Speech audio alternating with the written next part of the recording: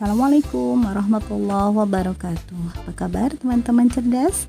Hari ini kita akan belajar matematika mengenai mengubah pecahan ke dalam bentuk desimal. Kita baca doa dulu ya. Bismillahirrahmanirrahim. Allahumma inni as'aluka ilman nafi'an wa rizqan thayyiban wa amalan mutaqabbala. Amin. Bersiap, konsentrasi, mulai. Bagaimana cara mengubah pecahan biasa menjadi desimal? Ada dua langkah. Ada dua cara. Yang pertama bisa dengan mengubah penyebut menjadi 10, 100 atau 1000. Atau cara yang kedua, teman-teman membagi pembilang dengan penyebutnya. Masih ingat ya teman-teman ya, pecahan biasa ini terdiri dari pembilang dan penyebut. Pembilang yang mana? Ayo. Oke, betul. Pembilang letaknya di atas, sedangkan penyebut letaknya di bawah per. Apa yang dimaksud dengan pecahan desimal? Teman-teman ada yang tahu? Ayo, apa ya? Diingat-ingat. Iya, betul sekali. Pecahan per 10, per 100, atau per 1000, atau dapat pula per 10.000. Nah, ini adalah ada beberapa contoh pecahan desimal. Ciri-cirinya adalah bilangan itu memiliki koma atau ada tanda berkoma. Yang pertama adalah 0,6. Yang kedua 1,24. Ingat ya teman-teman, jangan salah menyebutkan, bukan 1,24. 24 ini bernilai lebih kecil dari satuan karena berada di belakang koma. Jadi bukan puluhan, disebut seperti biasa saja, 24. Yang ketiga 0,516, bukan 0,516 karena bilangan di belakang koma lebih kecil. Yang keempat 12,47. Baik, kita langsung kepada contoh soal. Yang pertama adalah 7 per 10. 7 sebagai pembilang dan 10 sebagai penyebut. Kita fokus pada penyebut. Karena penyebutnya bernilai 10, maka nanti teman-teman harus fokus membuat beberapa garis untuk meletakkan bilangan atau angka.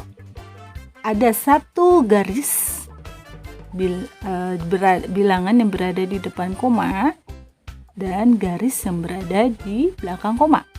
Berapa banyak garis yang di belakang koma itu tergantung pada jumlah 0 di penyebutnya. Karena 10, nolnya 1, maka garisnya 1. Dan angka yang berada di belakang koma ini kita letakkan dari angka pembilangnya. Karena pembilangnya 7, maka kita letakkan 7 di garis di belakang koma. Sedangkan bilangan yang di depan koma kita letakkan angka 0. Baik, kita menuju soal yang kedua, yaitu 12 per 100. Teman-teman harus menentukan dulu berapa jumlah garis nanti yang ada di belakang koma. Ada berapa ya? Oke, betul. Ada 2 garis. Kenapa 2 garis? Karena per 100. 100 ini nolnya 2, maka garisnya 2. Oke, pembilangnya adalah 12. Maka pembilang ini kita letakkan di belakang koma. Berurutan ya teman-teman ya. 2 berarti di garis terakhir dan di depannya adalah 1. Sementara bilangan yang di depan koma yaitu tinggal diletakkan 0 saja. Mudah bukan? Baik, kita langsung ke soal nomor 3. Berapa garis ya di belakang koma jika penyebutnya 1000? Ada yang bisa menjawab? Oke, benar. Garisnya ada 3 karena nolnya 3. Bagaimana cara meletakkan bilangannya? Kita tinggal lihat saja pembilangnya. Pembilangnya 25. Letakkan 5 di garis paling akhir. Ya, 5 di paling akhir, kemudian diikuti 2 di depannya. Loh, 2 garis lagi diisi apa, Bu? Tinggal letakkan angka atau bilangan 0 saja. Jadi hasilnya 0,025, bukan 0,025. Nah, bagaimana jika soalnya, Bu, bukan 10, 100, atau 1000? Seperti ini, 2/5. Oh, berarti pekerjaan kita bertambah. Kita harus merubah dulu 5 ini ke bentuk 10, 100, atau 1000. Karena 5 lebih dekat kepada 10, maka kita jadikan saja penyebutnya ini menjadi 10. Bagaimana cara merubah 5 menjadi 10? Maka kita harus mengalihkan. Ya, betul, dikali 2. Jika penyebutnya dikali 2, maka pembilang pun harus sama mengikuti, dikali 2. Kita tulis dulu penyebutnya, 5 dikali 2 10, atas pun mengikuti, 2 dikali 2 sama dengan 4.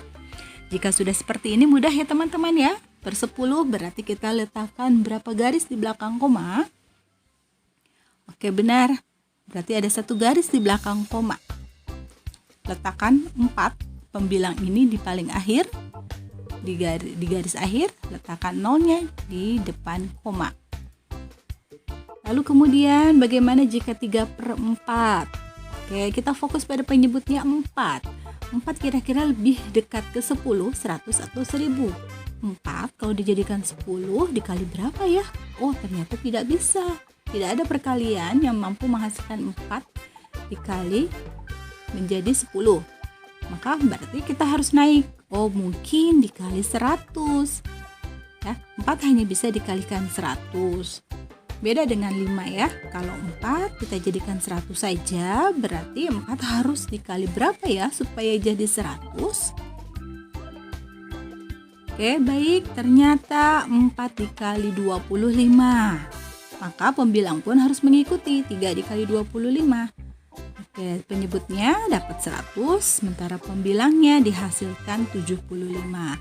Kalau sudah seperti ini, kita tinggal buat garis seret. Berapa garis di belakang koma? Oke, benar, ada 2, karena 100 nolnya 2. Kita letakkan 5 di paling akhir, pembilang 75, lalu 7, dan diikuti dengan angka 0 sisanya. Lalu kemudian kita masih berlatih soal bagaimana merubah pecahan menjadi desimal melalui cara yang kedua, yaitu perogapet atau pembagian kurung seperti ini teman-teman. 2 sebagai pembilang kita letakkan di dalam kurung, dan 4 sebagai penyebut kita letakkan di luar kurung. Jangan terbalik ya.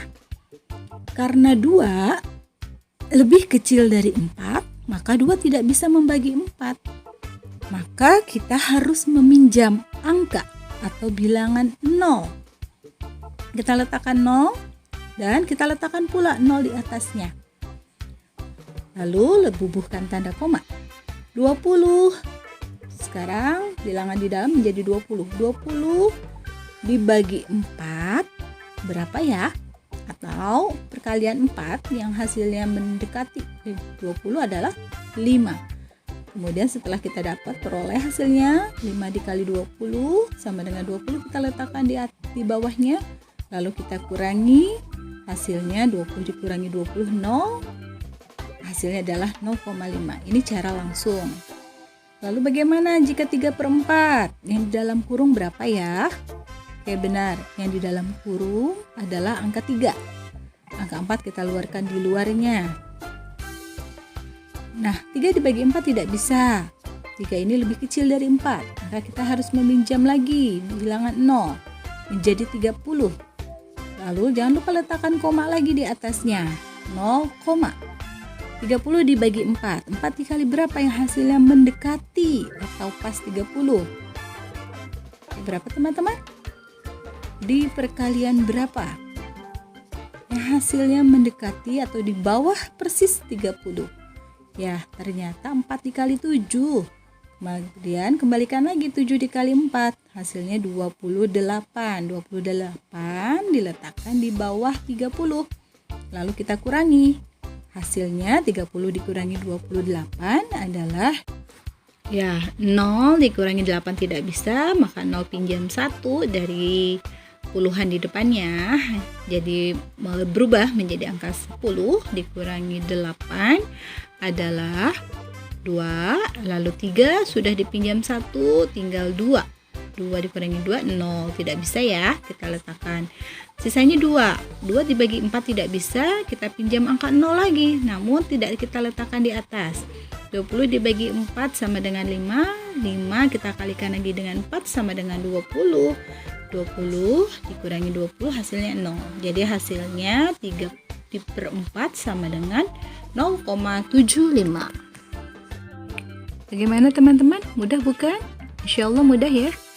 Kita berlatih soal setelah ini agar teman-teman lebih paham lagi. Oke, cukup sekian dari Ibu. Assalamualaikum warahmatullahi wabarakatuh.